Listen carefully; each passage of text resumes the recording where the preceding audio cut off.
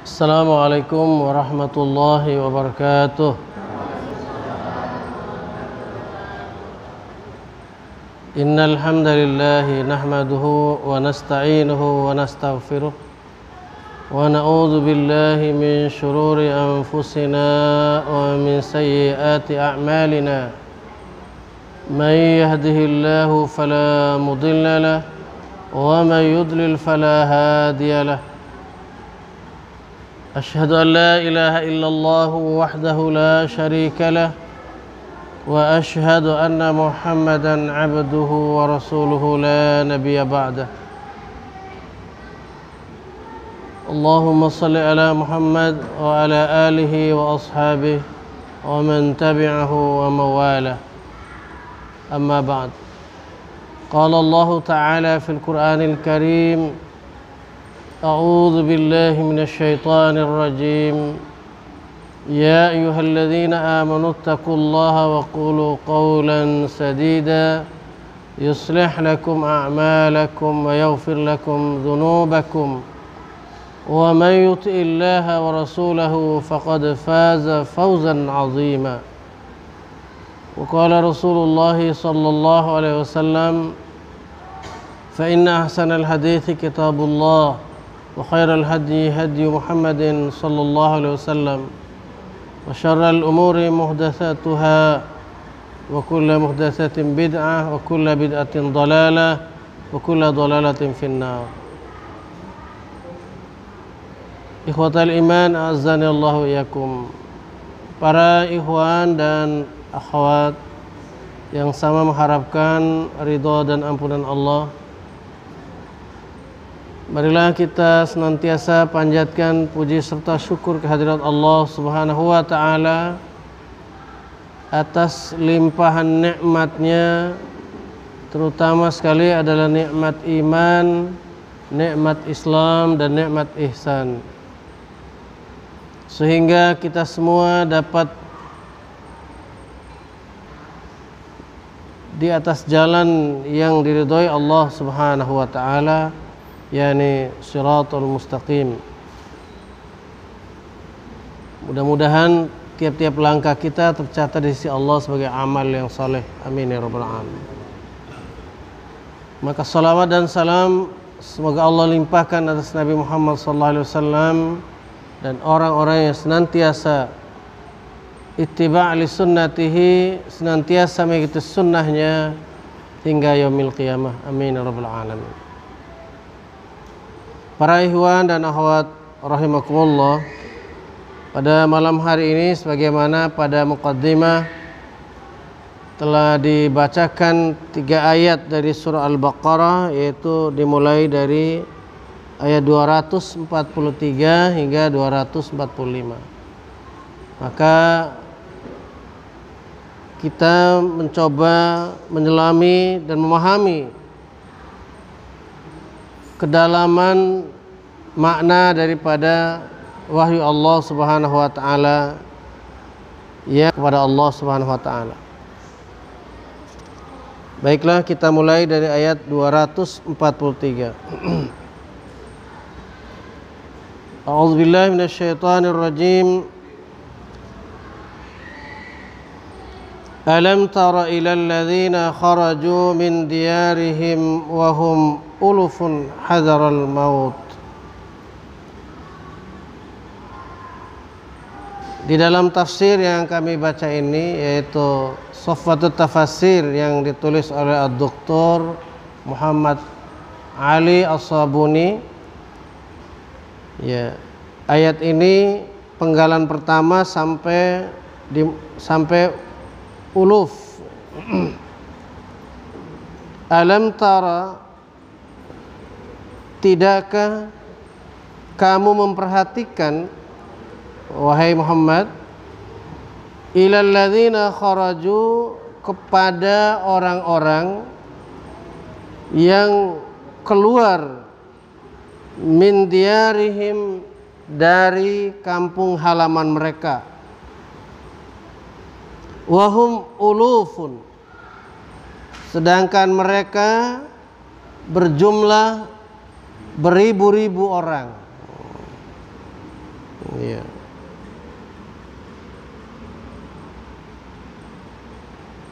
Di dalam tafsir, yakni apakah belum sampai pada pendengaran engkau, wahai Muhammad, wahai Rasul, atau sekalian para pembaca ataupun para pendengar, hal tentang mereka semuanya, yaitu kaum yang mereka itu telah keluar dari negeri mereka atau dari kampung halaman mereka, sedangkan jumlah mereka itu beribu-ribu bahkan puluhan ribu. Hadaral maut, yaitu karena takut dengan kematian. Ay khaufan minal mauti wa firaran minhu. Dalam tafsir sebutkan atau mereka itu takut pada kematian dan bahkan mereka lari daripadanya, yaitu hal yang menyebabkan mereka takut akan kematian itu.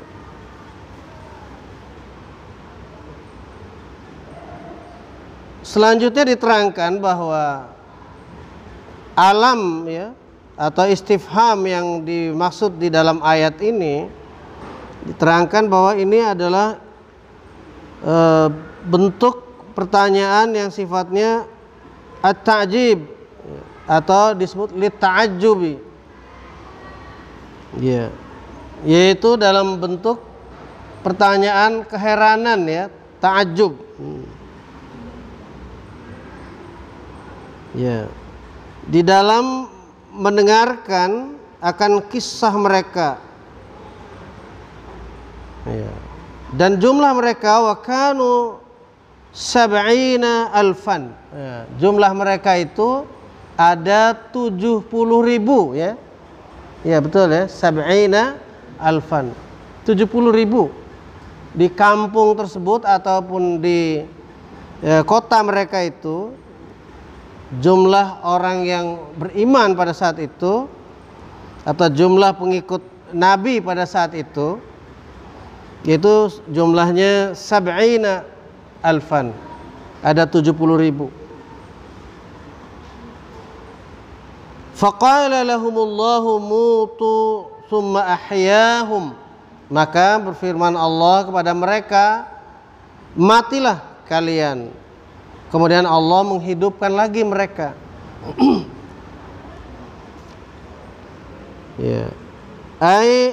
Atau amatahumullahu summa ahyahum, kemudian Allah mematikan mereka, kemudian dihidupkan lagi oleh Allah. Wahum qaumum min bani Israil, mereka itu dari kalangan kaum Bani Israel, ya. Berarti turunannya anak cucu daripada Nabi Yakub alaihissalam. Nabi Yakub, ya, gelar panggilan lainnya adalah Nabi Israel, ya, Nabi Israel. Anak turunan beliau, ya, maka anak turunan beliau lazim dipanggil dengan sebutan Bani Israel. Ini sebagian daripada anak turunan beliau ini yang mengingkari akan panggilan Nabi mereka, ya. Dipanggil oleh orang yang memimpin mereka, yaitu Nabi mereka, ilal jihadi faharabu khaufan minal mauti. Dipanggil untuk berjihad bersama Nabi mereka, maka mereka kabur, ya, mereka melarikan diri. Arti faharabu di sini adalah mereka keluar tanpa izin tentunya, ya. Mereka melarikan diri dari kampung halamannya karena takut dipanggil untuk berperang, ya. Khaufan minal mauti, karena takut mereka akan ditimpa oleh kematian. Fa'amatahumullahu thamaniyata ayamin, maka Allah benar-benar mematikan mereka selama 8 hari ya. Jadi bayangin aja itu para ikhwan ya, takut mati, lari keluar, bukan tambah selamat mereka ya, malah mati semua. Allah matikan mereka. Bagi Allah mudah sekali. Jadi mereka ini sengaja lari dari jihad ya. Lari dari perjuangan untuk mempertahankan kehidupan yang baik ya, dalam beragama bersama Nabi mereka, dari ancaman ya, dari rongrongan pihak-pihak orang yang ingin merusak agama. Mereka ibarat kata sekarang ini cari selamat ya. Iya, ini keluar benar-benar dari kampung. Ada juga ulama tafsir yang mengatakan bahwa ini tidak berarti benar-benar mereka itu keluar dan mereka dimatikan, tapi mereka tidak peduli dengan yang namanya perjuangan ya, tidak peduli dengan namanya jihad. Malah lalu Allah mematikan mereka, hati mereka itu mati, tidak bisa memikirkan tentang perjuangan lagi. Ya, mereka apatis.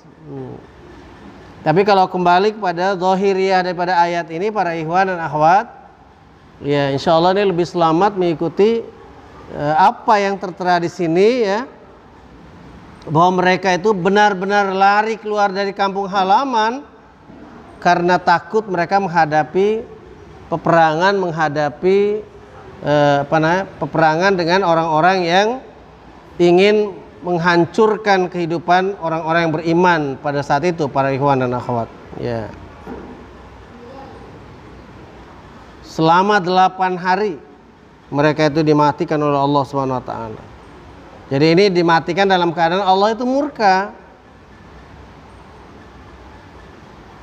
Ada juga Allah Subhanahu wa taala mematikan seseorang karena Allah Subhanahu wa taala mencintainya. Allah tidak mau hambanya itu ibaratnya lari terbirit-birit dikejar oleh musuhnya, oleh penguasa yang zalim, seperti Ashabul Kahfi diselamatkan oleh Allah Subhanahu wa taala dengan tidur panjang di dalam gua ya. Ada juga seorang hamba Allah, seorang nabi diuji oleh Allah Subhanahu wa taala, ditidurkan 100 tahun lamanya. Permasalahannya karena terbetik di dalam hatinya ya, ketika melihat pemandangan ya, pandangan mata beliau itu tertuju pada sebuah kampung yang saat itu mati, kampung yang mati. Ini Nabi Uzair ya, Nabi Uzair. Ya, dalam hatinya bertanya-tanya, gimana caranya Allah akan menghidupkan kembali ini kampung yang sudah mati, sudah tidak ada kehidupan. Rumah-rumah sudah ibaratnya porak-poranda, ada yang setengah tembok ya, ada yang sudah terkubur semua seluruh dindingnya, bahkan ada yang sudah terkubur sampai ke atapnya. Fa'amatahullahu mi'ata amin, maka Allah mematikan beliau selama 100 tahun. Summa ba'atsah, kemudian Allah bangkitkan lagi. Nah ini bukan karena marah Allah, bukan karena ghadabnya Allah, juga bukan karena Allah Subhanahu wa taala menyelamatkan ya, tetapi Allah memberikan pelajaran ya para ikhwan. Kalau ini namanya, kalau dalam ayat ini adalah Allah Subhanahu wa taala murka atas mereka. karena tidak mau tunduk kepada aturan Allah dan aturan ya atau contoh teladan yang diberikan oleh Rasul Allah atau Nabi mereka yang diutus Allah di tengah-tengah mereka. Baik, kita lanjutkan para ikhwan. Ya. Summa ahyahum bidawati nabiyihim. Kemudian Allah menghidupkan lagi mereka dalam keterangan tafsir ini atas doa daripada nabinya. Jadi nabinya setelah melihat mereka tumbang semua tadi itu di luar kota, tumbang mereka, meninggal semua itu orang-orang yang lari tadi itu. Dalam tafsir tadi sebutkan berapa tadi jumlahnya 70.000 coba. Eksodus benar-benar itu ya. Nah, istilah orang eksodus. Ya. Iya. Eksodus. Biasanya istilah eksodus tuh ada peperangan di dalam kampung itu, ada huru-hara keluar semua. Ah, gitu. Ada juga itu. Insyaallah.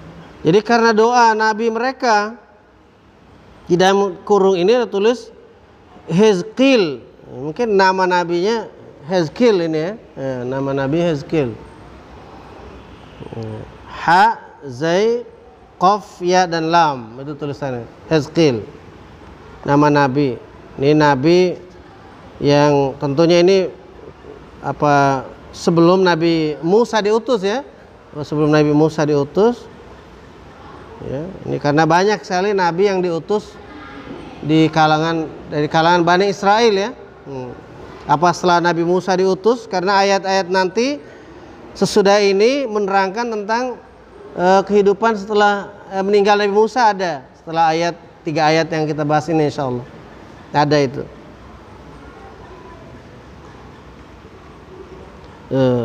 Fa'ashau ba'da dzalika dahran.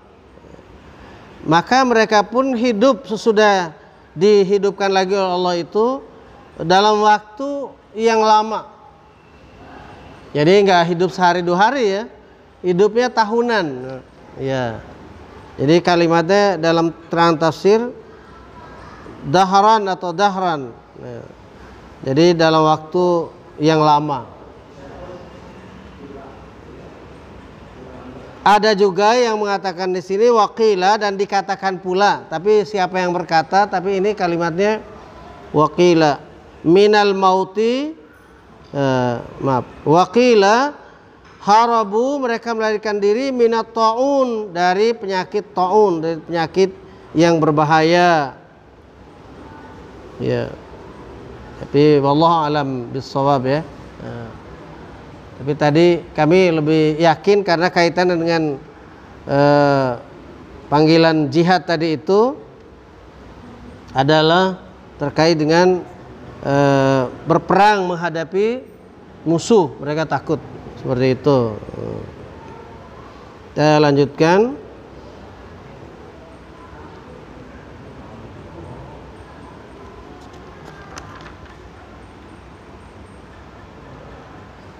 Innallaha ladzu fadlin 'alan nasi walakinna aktsaran nasi la yashkurun. Dalam tafsir ini dipenggal dari inna sampai an-nas. Innallaha ladzu fadlin 'alan nas. Sungguhnya Allah benar-benar memiliki karunia yang besar bagi manusia. Iya. Aidu in'amin wa ihsanin 'alan nasi, atau Allah Subhanahu wa taala memiliki kenikmatan yang besar ya, dan kebaikan-kebaikan atas manusia.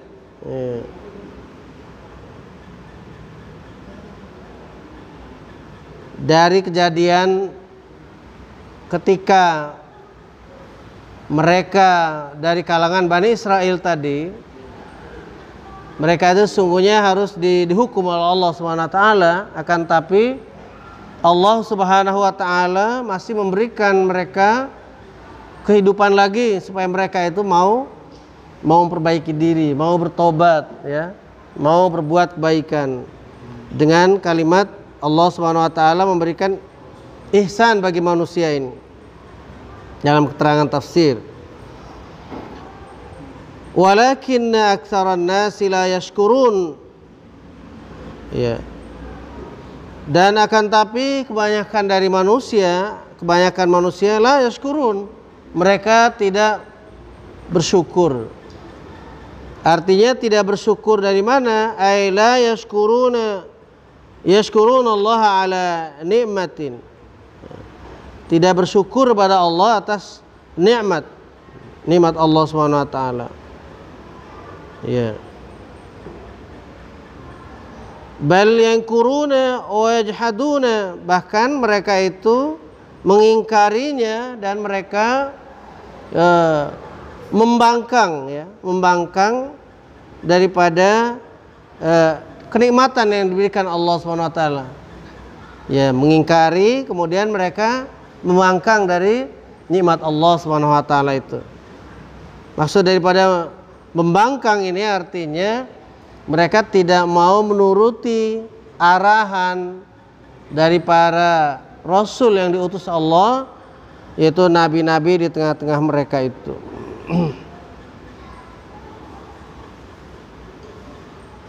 Ya. Maka ini kaitan ayat ini perlu diperhatikan. Setelah ayat walakinna aktsaran nasi la yashkurun, maka ayat berikutnya waqatilu fi sabilillahi wa'lamu annallaha sami'un alim.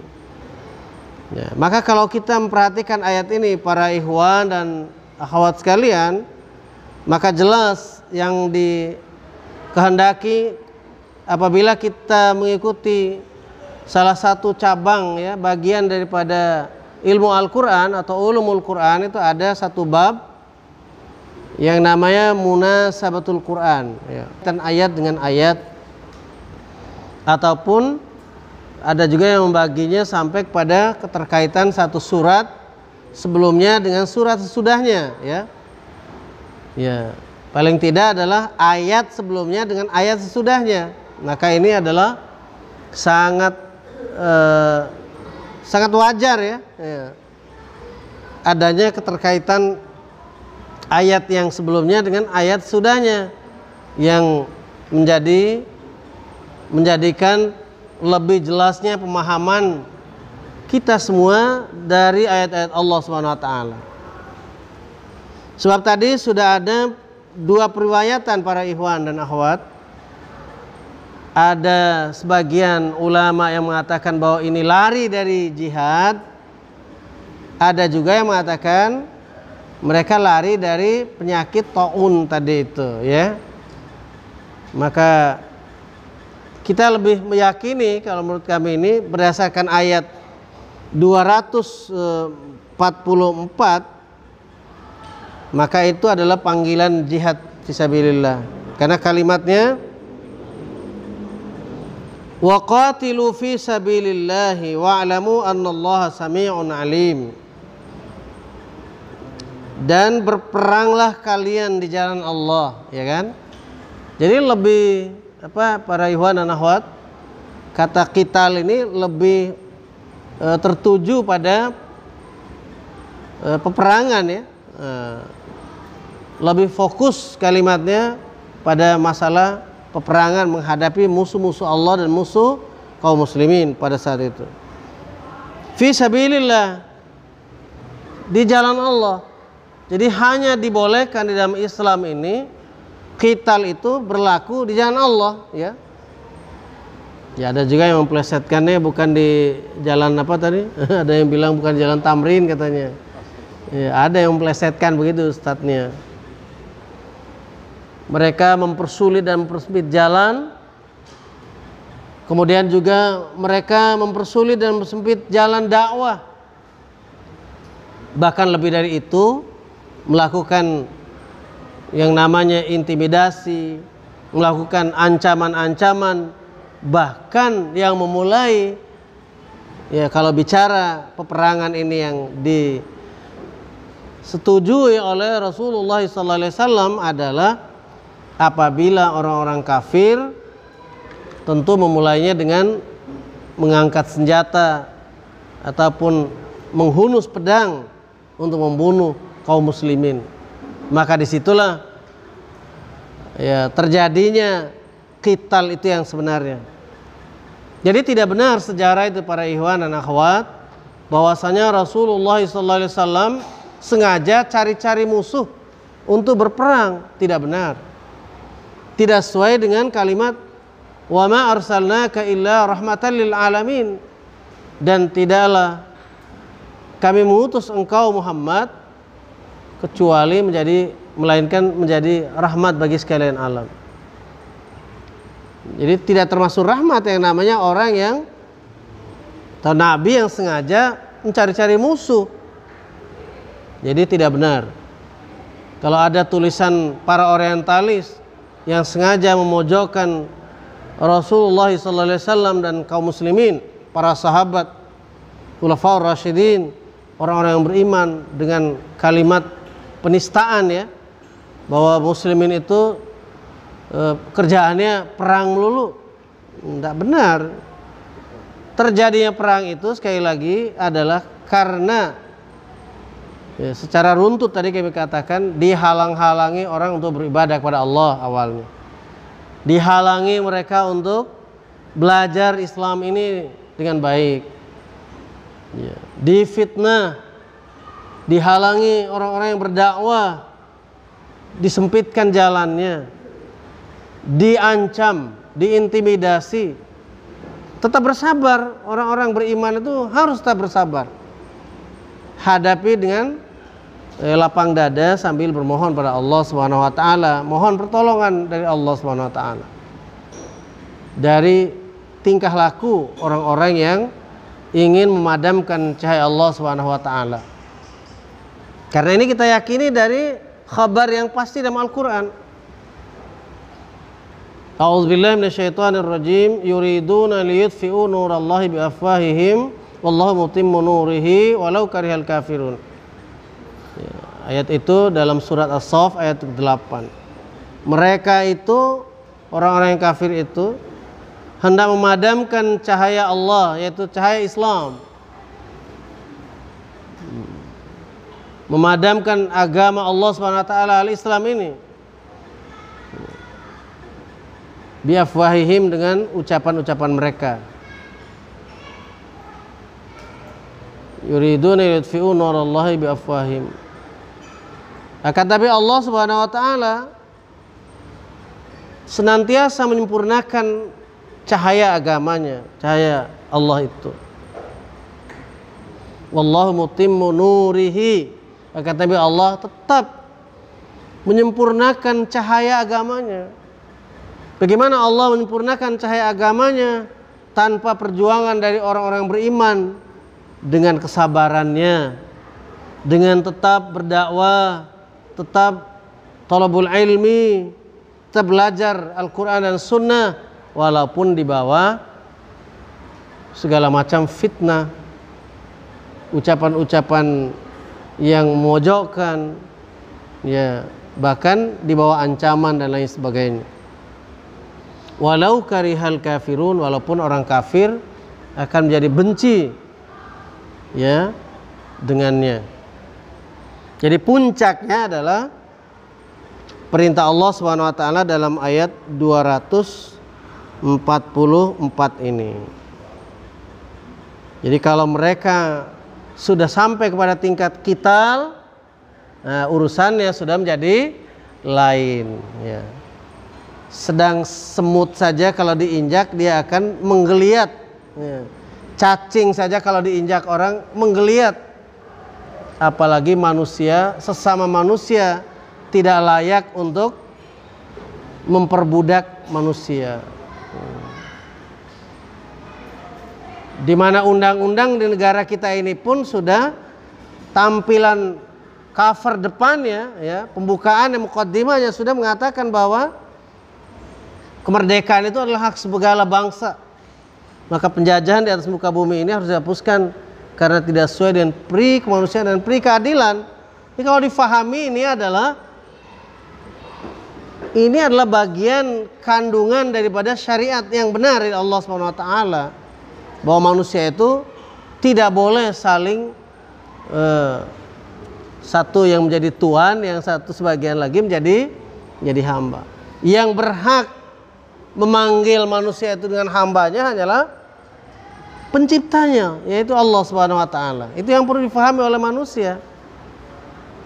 Ya, maka ketika satu bagian, ya, merendahkan sebagian manusia yang lain, maka disitulah martabat manusia itu harus diupayakan untuk ditinggikan kembali. Sedikit membuka sejarah para ikhwan dan akhwat, ya. Salah satu titik hitam bagi wanita-wanita pada zaman jahiliyah dulu, sering kami sampaikan, yang boleh jadi tidak banyak orang yang ingat lagi. Bahkan kalau dilihat dari kebebasan, ya, yang diidamkan oleh manusia sekarang ini adalah kebebasan yang sudah kebablasan. Pada zaman jahiliyah itu, salah satu yang kami baca dari salah satu sumber buku, ya, titik hitamnya adalah wanita itu tidak dianggap sebagai manusia biasa normal, sebagai manusia oleh beberapa bangsa di muka bumi ini. Jadi tidak disebutkan sejenis manusia wanita itu, saking rendahnya, rendah sekali, sehingga orang-orang jahiliyah pun terkait dengan beberapa ayat yang kita sudah bahas pada masalah pernikahan, munakahat, laki-laki bebas untuk mengilah istrinya. Ilah itu artinya sumpah seorang suami untuk tidak mau menggauli istrinya dalam waktu yang tidak ada batasnya. Bertanya, kapan ini mau balikan ke istrinya yang sudah tinggal begitu aja? Ya, kapan saja, terserah saya. Kita kan laki-laki, punya hak yang lebih tinggi daripada wanita, bebas. Itu kata orang-orang jahiliyah dulu. Ya. Maka Allah membatasi kebebasan kaum laki-laki itu, ya. Alladzina yu'luna min nisaihim tarabbusu arba'ata ashhurin. Diberi batas oleh Allah orang yang mengilah istrinya tadi itu, batasnya hanya 4 bulan. Jadi dalam tanda petik menggantung istri itu hanya 4 bulan. Ini tidak boleh lebih dari itu. Sebelum 4 bulan harus tegaskan sikap, kembali baik dengan istrinya atau dia menceraikan. Jangan bikin wanita merana gitu, seperti itu. Ini Islam yang telah membuat kaum wanita merdeka dari penjajahan, dalam tanda petik penjajahan kayak tadi itu, dari kaum laki-laki, yang membuat mereka tidak bebas berpakaian yang menutup aurat. Kalau dulu dipaksa mereka untuk membuka aurat. Sekarang banyak manusia yang memaksakan diri bahkan membuka aurat sendiri. Tidak ada orang maksa, dia maksain diri aja. Padahal sebenarnya hatinya nolak gitu, ya.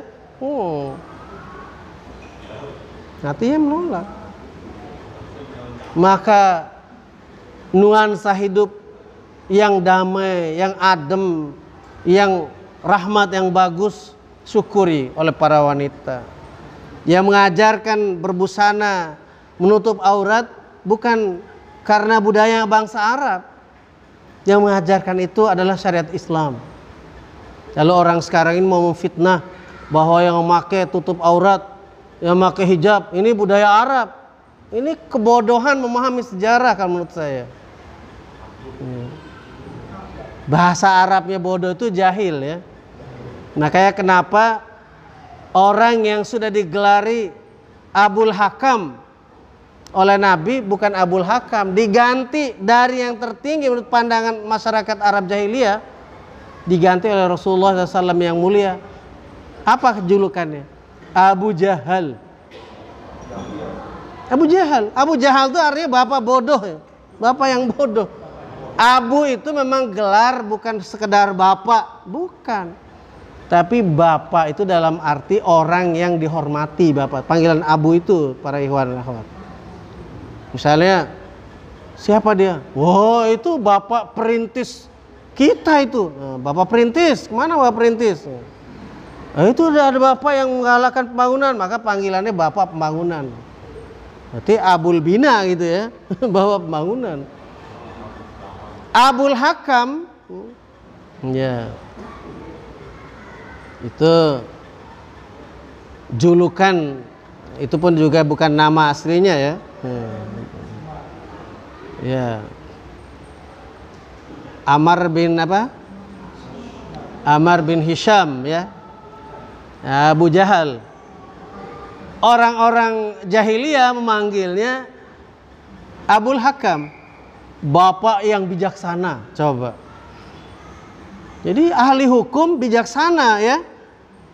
Berbanding terbalik kalau dibanding dengan Al-Quran.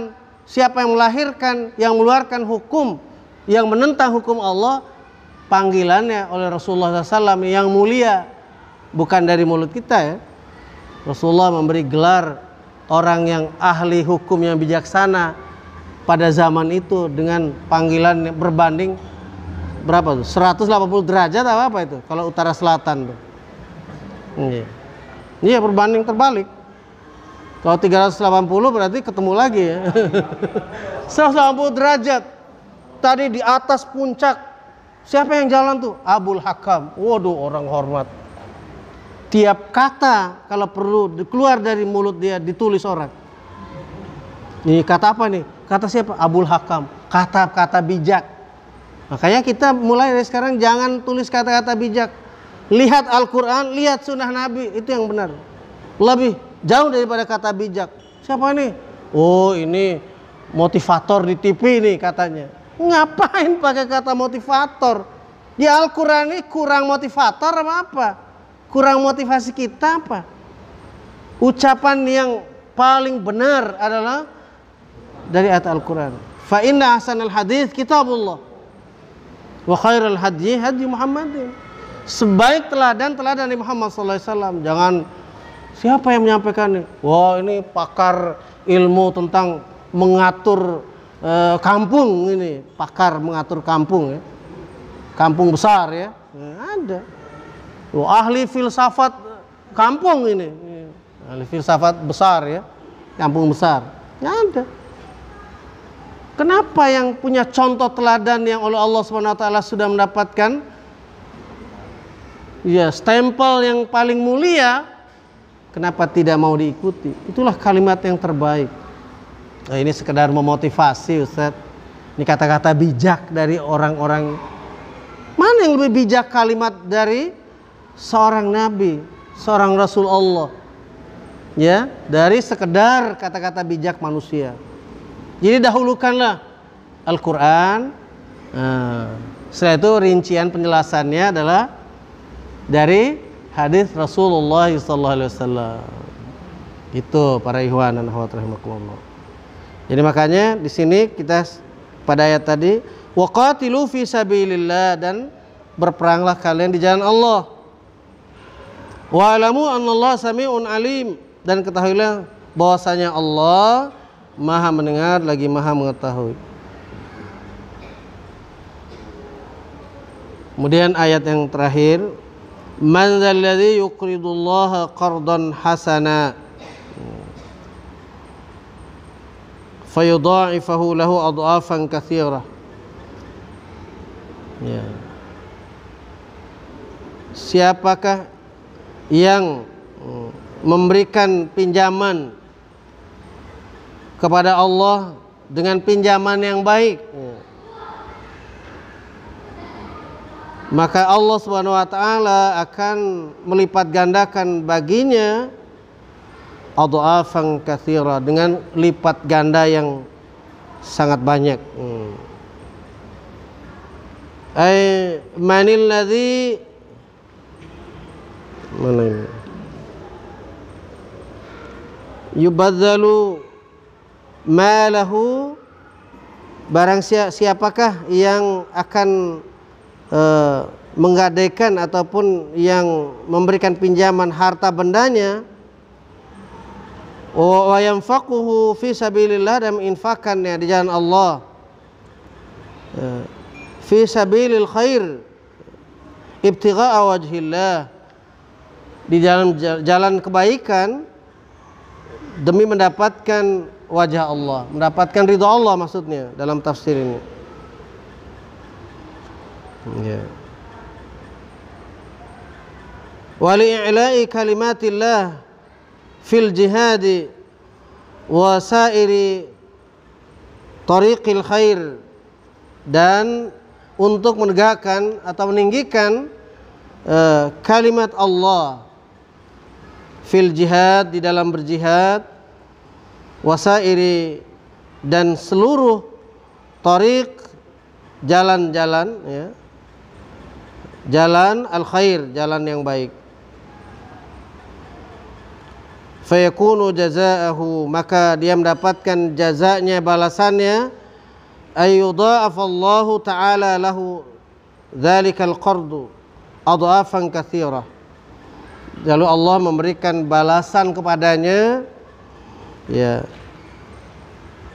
dengan berlipat ganda dari Allah Subhanahu wa taala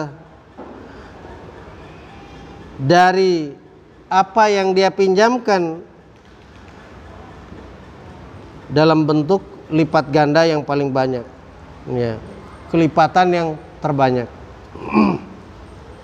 Hal ini sesuai dengan ayat Allah Subhanahu wa taala pada dalam surah Al-Baqarah ini juga, bahwa Allah memberikan permisalan yang sudah sama-sama faham kita, ya,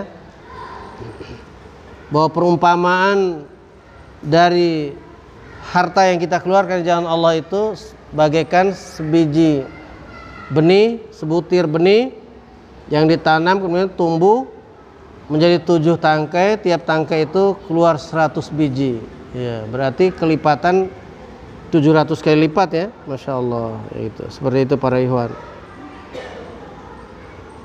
Wallahu yaqbidu wa yabsut, dan Allah itu yang menyempitkan dan melapangkan akan rizkinya manusia. Maka oleh sebab itu para ikhwan, semua ini sudah diatur oleh Allah Subhanahu wa taala akan rizkinya manusia. Ada yang diberikan di dunia ini secara hitung-hitungan kita adalah sempit, ya. Ya, secara hitungan keinginan manusia sempit. Bagaimana sempit itu? Ya. Ya, kalau kurang dari kebutuhan yang dibutuhkan, makan minum, ya, kebutuhan pokok, sandang pangan papan, ya, maka itu termasuk sempit, ya. Apabila di atas itu ada kelebihannya, seperti yang ditanyakan oleh sebagian manusia pada saat itu tentang infak itu bagaimana sesungguhnya, apakah punya segini harus infak, punya segini infak? Maka dijawab Allah Subhanahu wa taala adalah al-afu, yaitu kelebihan daripada yang dibutuhkan secara kebutuhan pokok, kebutuhan yang sifatnya primer, ya. Ya, primer. Kalau sudah sampai kepada kebutuhan sekunder, ya, maka itu sudah menjadi tanggung jawab kita untuk mengeluarkan infak, sedekah, dan zakatnya. Apalagi kalau sudah sampai pada tingkat yang ketiga, tersier, atau namanya kebutuhan yang istimewa sifatnya. Ya, sudah sampai memiliki kendaraan yang mewah, ya, memiliki bukan hanya satu tempat tinggal, bahkan 2, 3 tempat tinggal, bahkan punya beberapa pintu kontrakan, ya. Bukan hanya pintunya tapi kontrakan berapa pintu gitu ya maksudnya. Itu namanya punya kelebihan, ya. Ya.